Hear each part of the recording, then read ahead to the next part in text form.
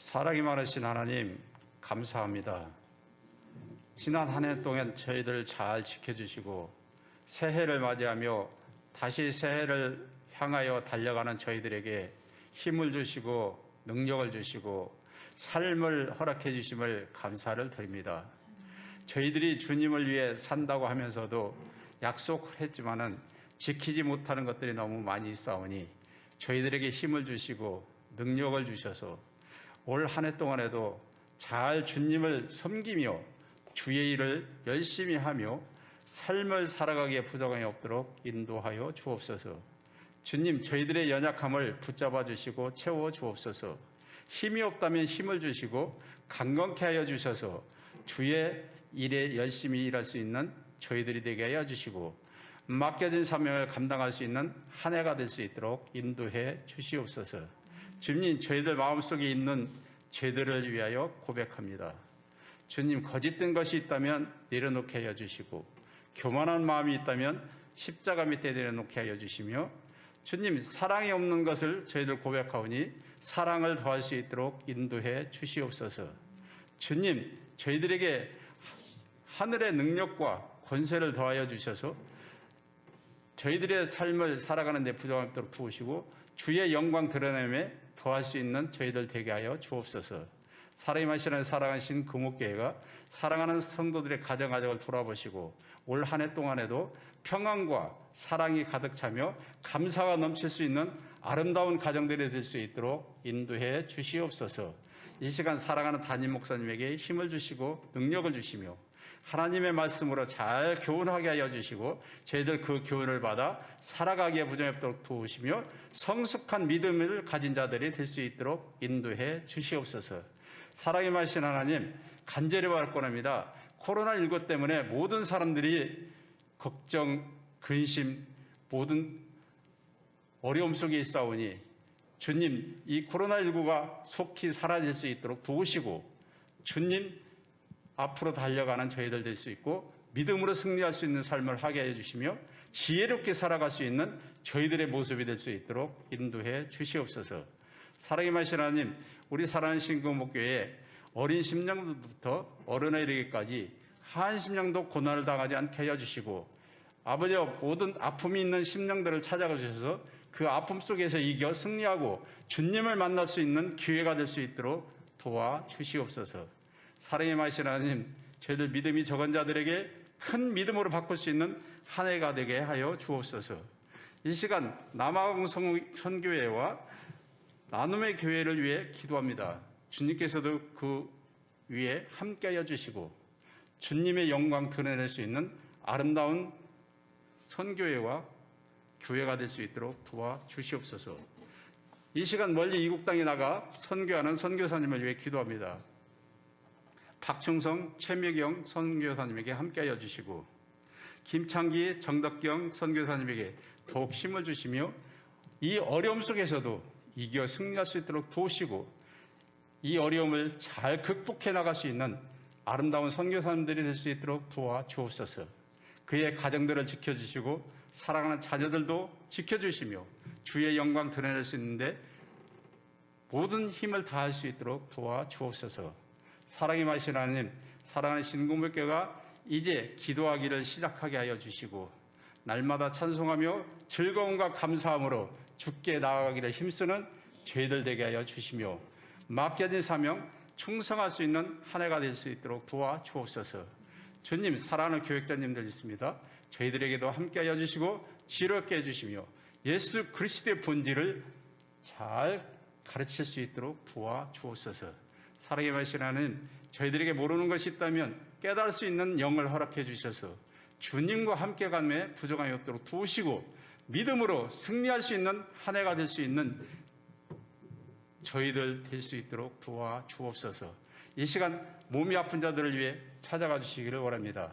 저희들 만져주시고 일으켜주시고 강건케 하여 주셔서 주님 앞에 나와 열심히 주를 찬송할 수 있는 저희들 될 수 있도록 도와주옵소서.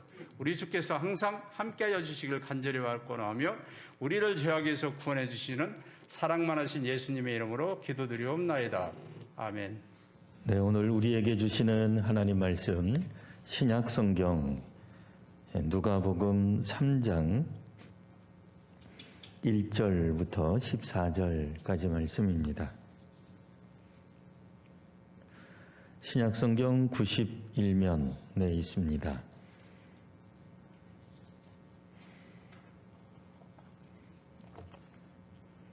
네, 하나님의 말씀 신약성경 누가복음 3장 1절부터 14절까지 우리 한 목소리로 함께 같이 봉독하겠습니다.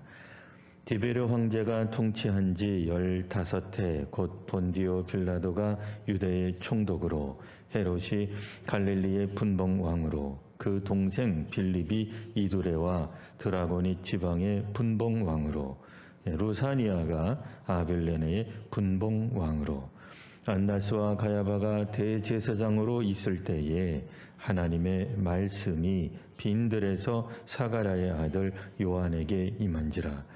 요한이 요단강 북은 각처에 와서 죄사함을 받게 하는 회개의 세례를 전파하니 선지자 이사야의 책에 쓴 바 광야에서 외치는 자의 소리가 있어 이르되 너희는 주의 길을 준비하라. 그의 오실 길을 곧게 하라. 모든 골짜기가 메워지고 모든 산과 작은 산이 낮아지고 굽은 것이 곧아지고 험한 길이 평탄하여질 것이요 모든 육체가 하나님의 구원하심을 보리라 함과 같으니라. 요한이 세례받으러 나아오는 무리에게 이르되 독사의 자식들아 누가 너희에게 일러 장차 올 진노를 피하라 하더냐. 그러므로 회개에 합당한 열매를 맺고 속으로 아브라함이 우리 조상이라 말하지 말라. 내가 너희에게 이르노니 하나님이 능히 이 돌들로도 아브라함의 자손이 되게 하시리라. 이미 도끼가 나무 뿌리에 놓였으니 좋은 열매 맺지 아니하는 나무마다 찍혀 불에 던져지리라. 무리가 물어 이르되 그러면 우리가 무엇을 하리이까? 대답하여 이르되 옷 두 벌 있는 자는 옷 없는 자에게 나눠줄 것이요 먹을 것이 있는 자도 그렇게 할 것이니라 하고 세리들도 세례를 받고자 하여 와서 이르되 선생이여 우리는 무엇을 하리이까 하매 이르되 부과된 것 외에는 거두지 말라 하고 군인들도 물어 이르되 우리는 무엇을 하리이까 하매 이르되 사람에게서 강탈하지 말며 거짓으로 고발하지 말고 받는 급료를 족한 줄로 알라 하니라. 아멘. 지난 3일 동안 평안히 잘 지내셨습니까? 오늘부터 갑자기 또 날씨가 그 어느 때보다도 많이 추워졌습니다. 약간 안타까운 소식은 내일 더 춥답니다. 그러니까 사실 겨울에 추운 게 놀랄 일은 아닌데 그동안 한동안 또 몇 해 전서부터 우리가 겨울이 그렇게까지 춥지는 않다 이런 생각들을 하다가 보니 특별히 올해는 더 매섭게 추운 것 같습니다. 우리 계속해서 누가복음을 읽는데 오늘 본문은 매일 성경 읽기에 따르면 내일 그러니까 목요일에 해당하는 이제 그런 본문입니다. 내용 전개상 그 예수님의 그 출생 이후에 성장하는 장면에 대해 말씀을 우리가 봐야 되겠으나 그것보다는 그 1장에서부터 나왔던 그 누가복음이 세례 요한의 출생에 관해 이야기를 하였던 것처럼 그리고 또 그걸 이제 주일에 우리가 본문으로 살펴보았죠. 그래서 오늘은 목요일 본문이긴 합니다만 세례 요한의 이번에는 이제 활동, 그 활동의 의미가 무엇인지 한번 살펴보려고 합니다. 먼저 그 세례 요한 이야기가 이제 다시 한번 시작이 됩니다. 1장에서 나왔다가 또 2장에서는 예수님의 탄생, 또 유년기 이렇게 또 자라나는 이야기가 나왔다면 3장에서 다시 한번 세례 요한이 이제 본격적으로 사역하게 되는 당시 그 시대적 상황, 정치적 상황에 대한 간략한 설명이 나오고 있습니다. 보시는 바와 같이 로마 황제 디베료, 역사상으로는 티베리우스 이렇게 이제 읽게 될 겁니다. 황제가 통치하고 있습니다. 무려 15년째 통치하고 있으니 우리가 생각하더라도 뭐 어떤 대통령이든 뭐 황제든 15년쯤 하다 보면 이제 잘하는 시기죠. 뭐 나름대로 잘하고 있는 그런 시기다라고 이제 볼 수는 있겠습니다. 본디오 빌라도가 유대의 총독으로 있습니다. 그는 유대인이 아니죠. 로마 사람입니다. 그리고는 세 명의 분봉왕 헤롯 빌립 루사니아가 나오고 뭐 우리로 말하면 뭐 충청 경기권, 뭐 전라도권, 경상도권 뭐 이런 식으로 한 유대를 세 등분해 가지고 각각 그 지역들을 통치하도록 이렇게 세운 걸 보게 됩니다. 예전에 이제 중국 같은 나라들 대국이죠. 이제 그럴 때 천하를 그들이 통일했을 때 어떻게 그러면 천하를 다스리느냐? 뭐 수많은 민족들, 뭐 나라들, 뭐 그들을 속국으로 삼았는데 각 나라들마다 그러면 중국에 관료를 보내고 뭐 한족들이 직접 가서 다 통치하느냐? 그거 어렵죠. 뭐 한족, 뭐 지금은 이제 중국 사람들이 뭐 13억, 14억 그렇게 얘기를 해도 중국 내에서도 종족이 꽤 많이 있습니다. 그래서 그 중국인이라고 하는 그 소위 말하는 한족을 중심으로 다 하기 어려우니까 어떻게 해요? 그 민족으로 그 나라를 다스리게 하는 그런 이제 정책들을 펼치게 되죠. 그럼 이제 그 민족은 자기네 언어도 쓸 수 있어요. 문화도 인정이 어느 정도 됩니다. 심지어는 정신적인 어떤 영역이라고 말할 수 있는 종교도 허락해 주기 때문에 큰 탈 없이 나름대로 이렇게 평화롭게 지내게 되는 겁니다. 오늘 성경 2절에 보시면 이제 요한이 활동하던 그 시기에 대제사장, 그러니까 제사장 이름도 나옵니다. 근데 이제 중요한 거는 그 제사장에게 하나님의 말씀이 임한 것이 아니라 제사장이 버젓이 있는데도 우리가 물론 이제 그렇게 얄밉게 쓰여진 건 아니에요. 그러나 우리가 이제 성경을 읽을 때 그렇게 보이기도 하는 거예요. 그러니까 대제사장이 버젓이 있는데 하나님의 말씀은 빈들에가 있는 요한에게 임했다가 되는 거예요. 로마가 통치하던 지배하던 뭐 꼭 그것이 뭐 그때 당시에는 그렇게 뭐 나쁘다고 보지는 않았을 거예요. 그러니까 오늘 우리는 그냥 로마 그러지만 로마 제국이죠. 뭐 거진 로마가 통치하던 다스리던 그런 시대였죠. 이때만 하더라도 로마인이 된다는 것에 대해 큰 자부심이 있던 그런 시기였습니다. 우리들이 알고 있는 뭐 로마, 그리스 로마에 관한 어떤 철학이라든지 이런 것들이 매우 발달하던 그런 시기이기 때문에 유대인들 입장에서 보면은 뭐 나라를 빼앗기고 뭐 그래서 억울하고 서럽고 뭐 그렇게 생각할 수도 있겠으나 뭐 사실 유대가 로마에 의해서 속국이 된 거, 뭐 나라가 망한 건 아니죠. 훨씬 그 전에 그 이전에 아수르나 바벨론에 의해서 이미 멸망한 상태로 계속 내려왔다. 이제 그렇게 이제 볼 수 있습니다. 뭐 유대뿐 아니라 그 당시에 있었던 유럽의 상당 국가들, 나라들, 민족들이 로마의 어떤 건 통치 아래에 있었다라고 생각을 해보셔야 될 것입니다.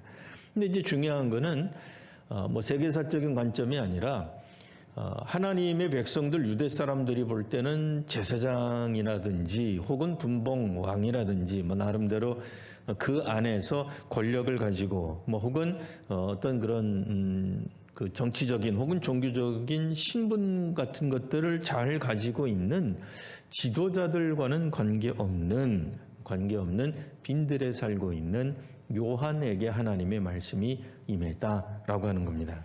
오늘 우리식으로 말하면 뭐 꼭 무소유는 아닙니다. 무소유는 아니지만 최소한의 것으로 살아가던 요한에게 하나님의 말씀이 임했다라고 하는 것입니다. 뭐 정치적이든 혹은 종교적이든 권력을 가지고 혹은 자신들의 신분에 심취한 그런 정치 혹은 종교 지도자에게 하나님의 말씀이 임한 것이 아니라 최소한의 것만을 가지고 그의 삶을 영위하며 하나님의 뜻을 추구하던 빈들에 살고 있는 뭐 어떻게 보면은 척박한 뭐 조금 다른 관점에서 보면 뭐 가난하다고도 볼 수 있는 뭐 아직까지는 어떤 인기도 없고 따르는 사람도 없고 추종자도 없고 어떤 측면에서 보면 뭐 별 볼 일이 없는 뭐 그런 어떤 촌부 같은 요한에게 하나님의 말씀이 임합니다. 오늘날 우리도 뭐 할 수 있는 일이 사실은 혹은 할 수 있는 어떤 시간들이 많지 않은 그런 시대를 살아가고 있습니다. 코로나 때문이기도 하지만 뭐 때로는 뭐 우리의 생명의 불꽃이 얼마 남지 않았다는 걸 알게 된다면 우리가 할 수 있는 일이 그다지 옛날과 같이 많지 않은 거예요. 뭐 청소년 시기처럼 우리가 마음에 품고 있는 뜻을 얼마든지 펼쳐가는 그런 시기가 아니라 중년을 지나고 뭐 노년의 삶에서도 뭐 병약해지고 쇠약해져서 혹 우리 가운데 더 이상 우리가 더 앞으로 과연 내가 20년을 더 살겠는가, 10년을 더 살 수 있을까 하는 그런 생각을 하게 되면 뭘 하게 되겠어요? 예전처럼 하고 싶은 거 다 하지 않아요. 꼭 해야 될 일을 하게 돼요.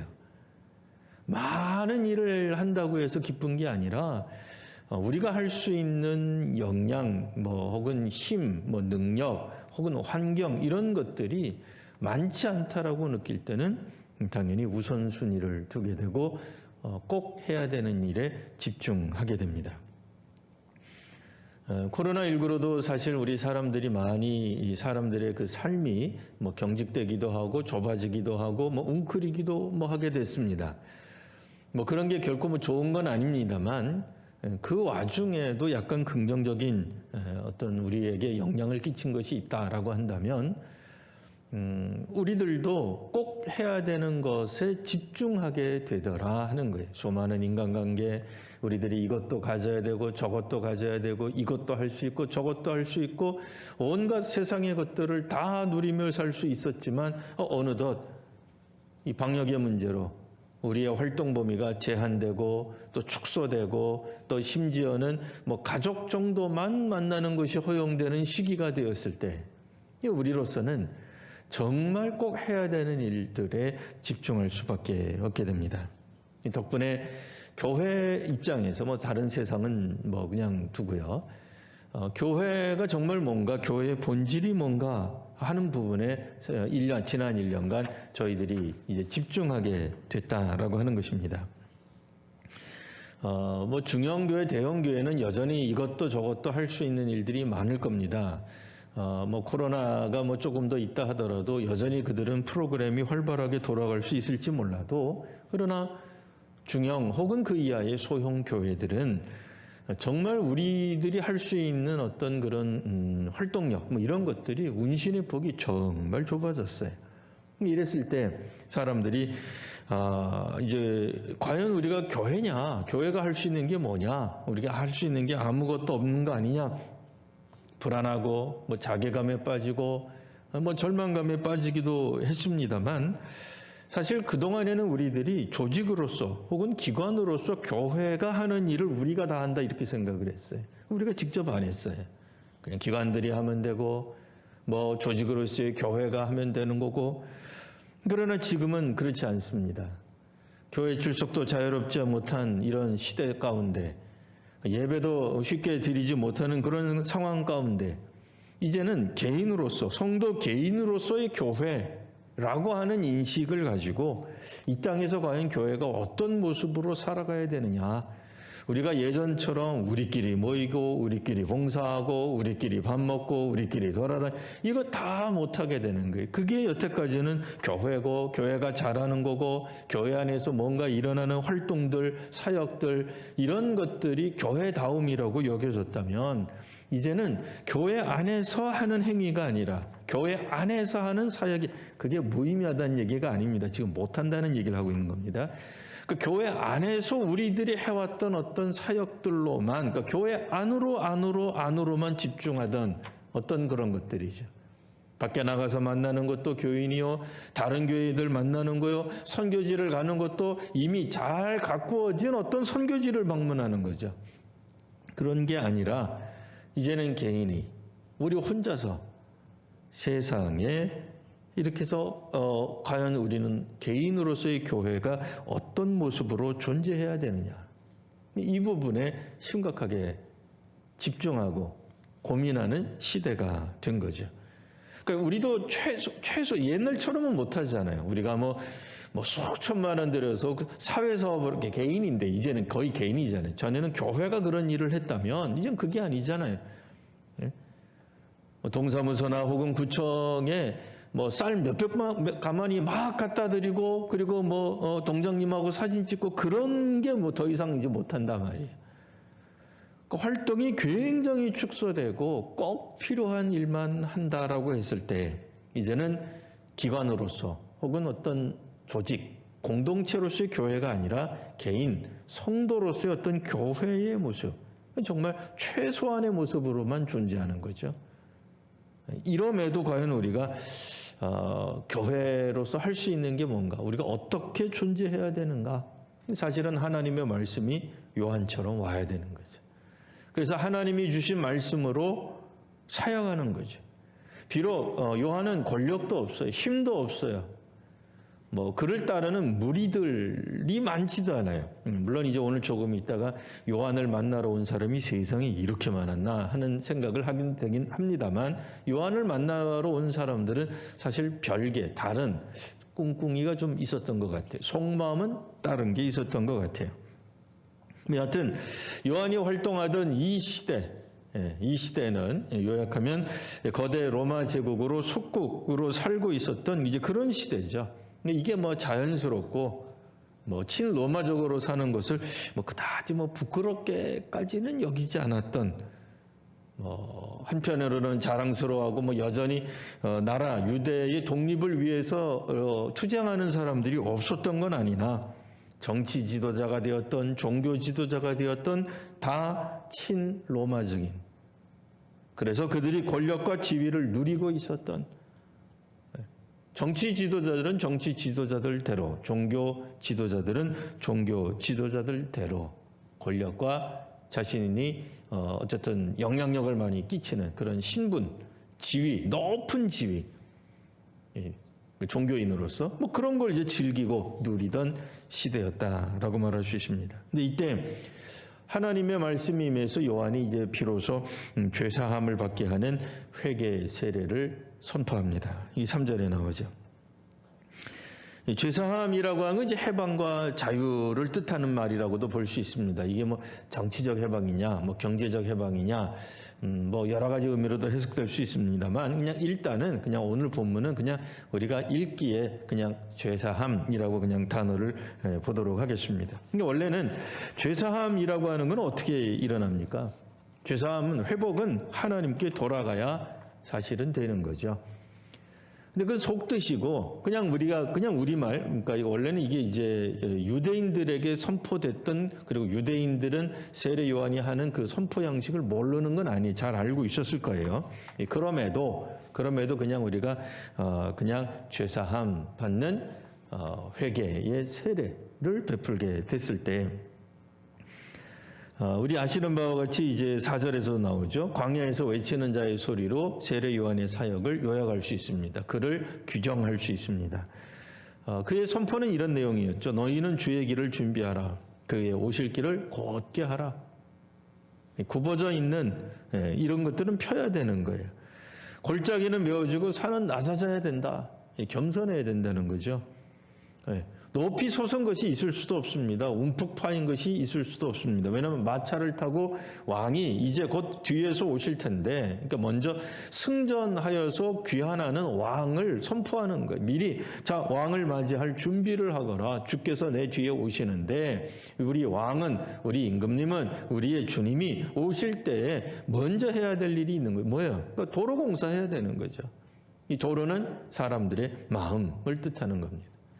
그 심령을 쭉 펼쳐놔야 돼. 그래서 굽은 것이 있다. 뭐 왜곡되고 상처받아서 이렇게 막 비틀어진 어떤 심령들, 죄악 가운데 찌든 마음들, 아무리 사람들이 진실을 말해도 그 진실을 듣지 못해서 왜곡되어 있는 어떤 자신들의 생각들, 부정적인 어떤 것들 다 고다지고 평탄해져야 주께서 쉽게 올 수 있을 거 아니겠어요?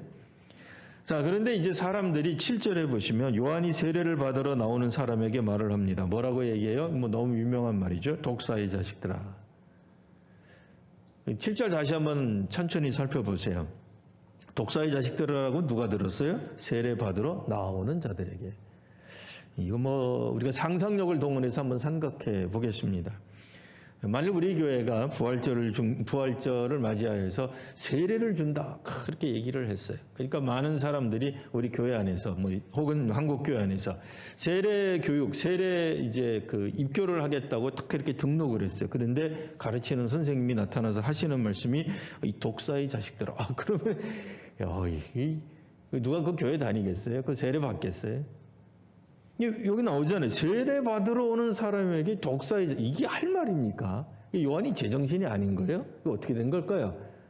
행간에 뭐가 숨겨져 있는 거죠. 그 숨겨져 있는 게 그 뒤에 나옵니다. 누가 너희에게 장차올 진노를 피하라 하더냐? 아하, 진노를 피하는 방식이 뭐예요? 회개의 세례예요. 세례라는 거예요. 그러니까 왜 세례가 중요해요? 죄사함을 받게 하니까. 그러니까 죄사함의 의미가 뭐 해방인 그렇게 뭐 복잡하게 생각 안 하셔도 돼요. 그냥 우리가 생각할 때 앞으로 다가올 진노를 피하는 진노, 그러니까 하나님의 진노, 신의 진노, 천벌을 피할 수 있는 방법은 뭐예요? 죄사함을 받아야죠. 죄사함 받는 방법이 뭐예요? 세례를 받으면 된다는 거예요. 다시 한번 이걸 이제 설명하면 이렇게 되는 거죠. 장차올 진노를 피하라 하더냐? 야, 세례 받으면 진노를 피할 수 있대. 왜? 죄사하는 거니까. 편법과 불법을 가르쳐 주는 거예요. 하나님께 나아가는 방법이 아니라 하나님께 나아가 하나님 앞에 회개함으로 진노를 피해야 되는데 그게 아니라 그냥 요한이 베푸는 세례 눈 칠끈 감고 물에 잠깐 들어갔다 나오면 된대. 그러면 죄사함 받는 거예요. 뭐 그렇게 인생 복잡하게 살아? 그렇게 살아도 돼. 그냥 하고 싶은 대로 해. 교회 와서 세례만 받으면 용서가 된다니까 라고 말하는 거고 똑같은 거죠. 일종의 세례가 부적이 되는 거예요. 교회만 출석하면 교회에서 집사 칭호받으면 끝나는 거야. 구원은 따놓은 당상인 거지. 그까지 죄사함 그게 뭐 어려운 거라고. 교회 와서 헌금 좀 하고 사람들한테 이름 좀 날려가지고 항정집 받으면 끝나는 거야 라고 누군가가 알려줬다는 거예요. 그러니까 사람들이 세례 요한의 그러니까 선포를 들으면서 마음이 움직였던 것 같아요. 그렇죠? 움직인 거예요. 뭔가 불안해진 거예요. 이 요한이라고 하는 사람이 말이 심각한 걸. 자기네들도 마음이 움직여. 실제로 다른 성경에도 보면 그런 얘기가 나오잖아요.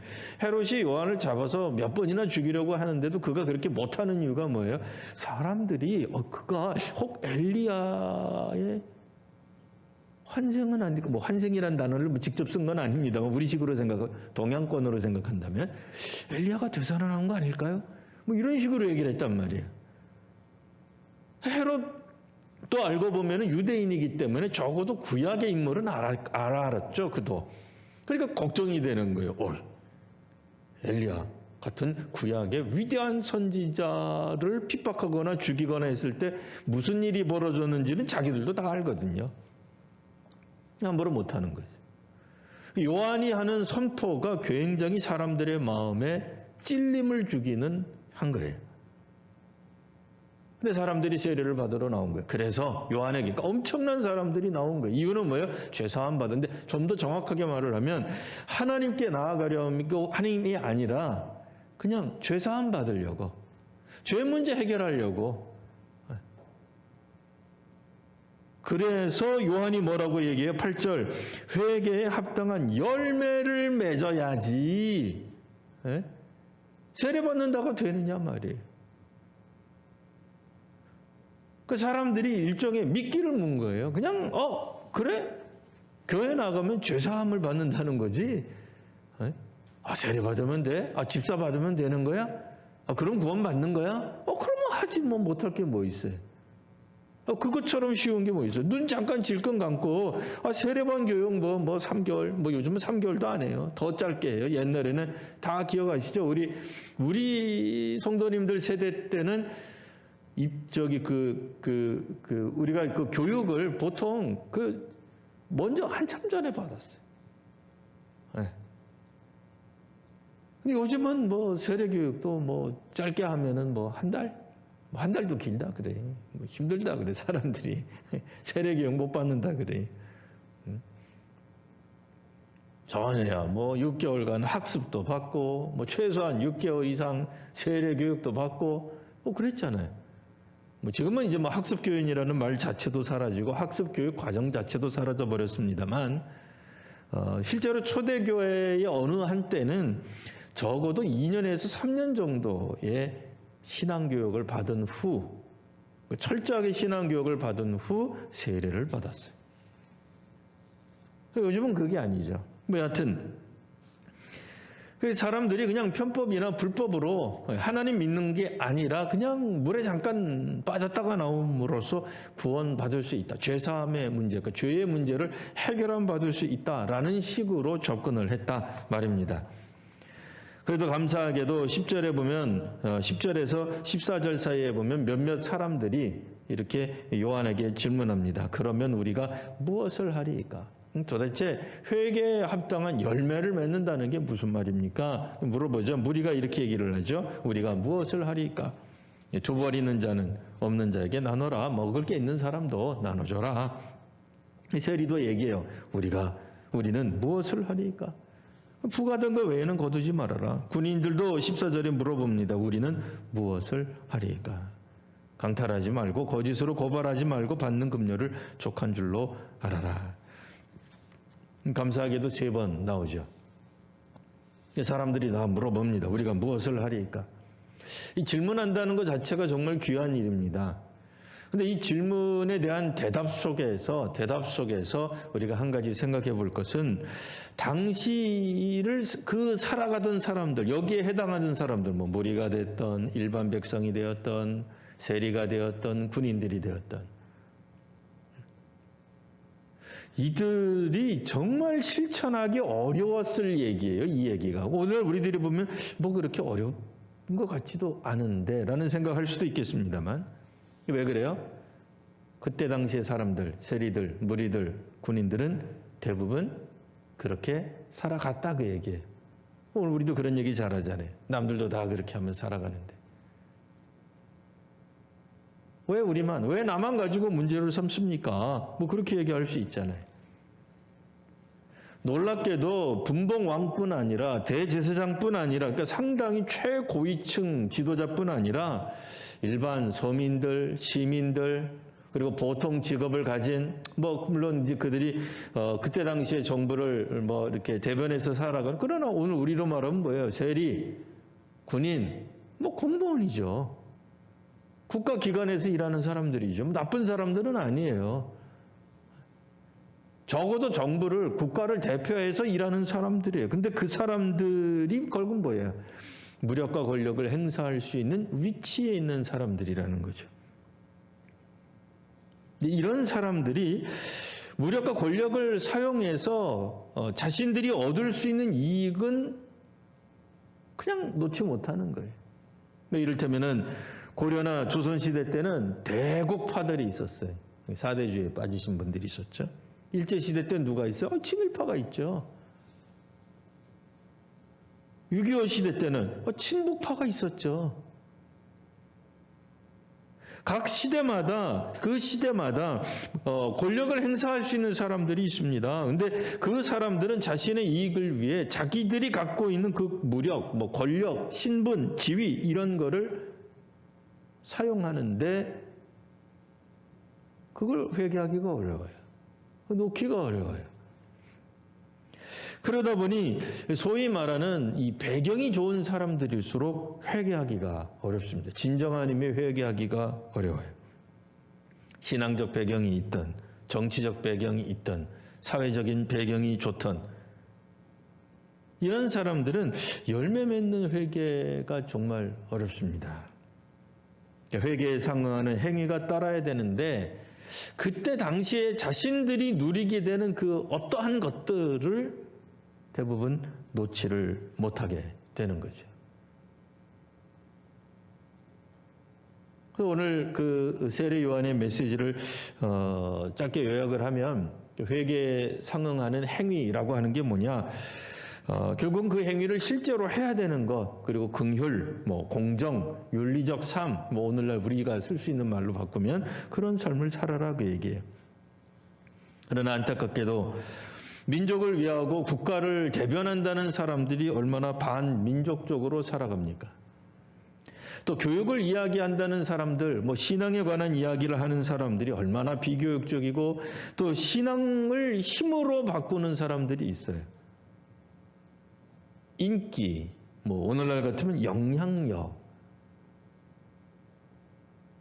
이런 걸로 삼는 거죠. 그러니까 종교적인 어떤 파워를 예전에는 그걸 조금 굉장히 그 좋은 표현으로 선한 영향력 이렇게 이제 표현하기도 했는데 선한 영향력도 악용되기 시작하면 이게 이제 힘이 되는 거죠. 나쁜 의미로도 얼마든지 사용될 수 있는 거죠. 오늘 말씀 다시 한번 정리를 해보겠습니다. 요한이 활동하던 시대, 로마 대제국이 있었던 시대, 그러니까 당시로서는 정말 강대국이에요. 그러니까 로마의 적대시, 로마를 대적한다는 그는 사람들이 생각 안 하죠. 생각하지도 않았어요. 그리고 유대가 로마로부터 잠깐 독립운동을 통해서 잠깐 독립한 적은 있지만 그것 때문에 로마가 무너지고 그런 적은 없어요. 로마는 한참 있다가 나중에 세월이 지나면서 그냥 또 로마가 바뀌게 되는 거지 그때 당시에 있었던 로마 대제국과 싸워서 이기고 그런 거 없습니다. 그러니까 그런 의미에서 이게 그냥 보편적인 삶이라고도 볼 수 있어요. 이미 정형화된 거예요. 오랜 세월 동안 그냥 이렇게 살아가는 거예요. 이스라엘 사람들 가운데는 점점 하나님의 나라, 하나님이 통치하시는 나라에 대한 소망, 생각들 희미해지기 시작하는 겁니다. 왕들이라고 3명이나 있었지만 그 왕들은 소위 말하는 허수아비, 분봉왕이죠. 물론 허수아비라고 해서 권력이 없다는 게 아니고 권력이 있어요. 이 사람들도. 대제사장이 있었으나 하나님의 뜻과는 거리가 먼, 오늘 우리식으로 대형교회 그런 건 아니에요. 그러니까 대제사장, 어쨌든 종교적으로 최고의 어떤 그런 영향력을 끼치는 아주 강력한 그런 존재도가 있었어요. 없다는 게 아니에요. 그러나 하나님의 말씀, 하나님의 뜻과는 거리가 먼 삶을 살고 있었던 거죠. 이때 당시에도 헤롯이 만들어준 성전이 있었습니다. 없었던 건 아닙니다. 그러나 정치적으로 잘 보이려고 만든 성전이지 이게 정말 하나님 섬기려고 만든 그런 성전이 아니잖아요. 그러니까 정치와 종교가 함께 야합을 했다 그럴까요? 서로가 서로에게 도움을 주는지는 몰라도 하나님의 나라, 하나님의 통치하고는 전혀 관계없는 그런 세상적인 삶, 세상에서 제일 센 나라 속국이 되어 그냥 살아가는 거예요. 하나님의 말씀은 도리어 비천해 보이고 심지어는 가난해 보이는, 이때만 하더라도 초기만 하더라도 사람들이 눈여겨보지 않았던 요한이라고 하는 인물에게 하나님의 말씀이 임했고 순식간에 사람들의 관심, 집중을 받는 사람이 됩니다. 그래서 많은 사람들이 요한에게 찾아와 바라는 것이 있었어요. 세례를 받는 거예요. 요한의 메시지 그대로 세례를 받는 거예요. 근데 한 가지 문제가 있었죠. 그냥 죄사함 받는, 부적을 받는, 액땜하는 그런 용도로 요한에게 나왔던 겁니다. 모양새는 요한이 말했던 그대로를 지금 사람들이 실천하고 있는 것처럼 보이잖아요. 왜? 세례를 받으러 온 사람들에게 요한이 말한 거니까요. 요한이 세례를 받으라고 말했더니 사람들이 세례를 받으러 나오는 거예요. 그러니까 하나님의 말씀에 따라 정말 순종하는 것처럼 보이고 있지만 속내는 뭐다? 회개에 합당한 열매, 상응하는 행위와는 관계없는 삶, 관계없는 회개, 그런 세례 얼마든지 가능하다라고 하는 것입니다. 요한을 통해 하나님은 말씀하시죠. 하나님의 뜻대로 산다는 것, 그것이 진정 하나님이 기뻐하시는 삶의 모습이다 라고 하는 것을 말해주고 있습니다. 이제 요한을 통해 선포되는 하나님의 말씀이 점점 더 강화되고 분명하게 보이는, 살아 움직이는 하나님의 말씀으로서의 예수 그리스도, 이제 곧 나타나시게 될 겁니다. 요한이 한 메시지만으로는 사람들이 조금은 아직까지는 좀 안개에 쌓인 것 같고 잘 모르겠고 불투명한 것 같고 무슨 살인지 잘 몰랐다 하더라도 적어도 이제는 나사렛 예수를 통해서 나타나는 수많은 현상들, 상황들, 에피소드들, 이야기들, 스토리들 이런 이야기들을 통해 이제 사람들은 하나님의 메시지, 하나님의 뜻이 무엇인지를 이제 보게 될 것입니다. 오늘 요한을 통해서 사실은 예고편 같은 나팔수 같은 준비하게 만드는 그런 모습입니다. 화려하고 멋지고 성전에 있고 나라의 주목을 받으며 사람들의 관심사를 받는 그런 정치 지도자나 종교 지도자가 아니라 하나님의 말씀은 작은 사람, 우리 같은 사람들, 혹은 그렇게 가난해 보이고 당시에 주목받지 못하는 사람들에게 얼마든지 주의 말씀이 임하게 될 것입니다. 오늘도 하나님의 말씀에 다시 한번 귀 기울이며 회개에 합당한 열매, 우리는 그럼 무엇을 해야 되겠습니까? 코로나19로 직격탄을 맞은 한국에서의 한국교회 우리는 무엇을 해야 되겠습니까? 라고 물어보는 그런 또 한 주간 되시기를 바랍니다. 기도하겠습니다. 걸어가신 주님, 오늘 하나님의 말씀을 다시 한번 저희들이 상고해 봅니다. 이 시대에 정말 수많은 사람들이, 수많은 민족들이, 수많은 공동체들이 어려움을 겪고 있으며 힘들어하고 있습니다.